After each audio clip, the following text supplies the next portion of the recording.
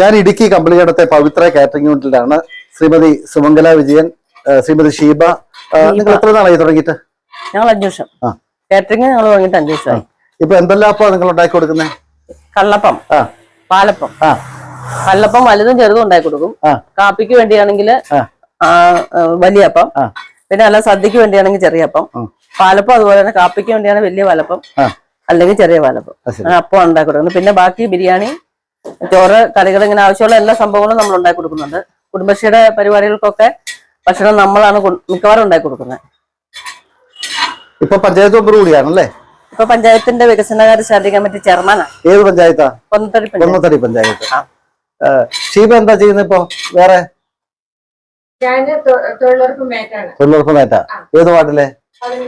Complete. അപ്പോ ഇവരുടെ catering യൂണിറ്റിന്റെ പേരാണ് പവിത്ര കാറ്ററിംഗ് യൂണിറ്റ് കംപ്ലീറ്റ്.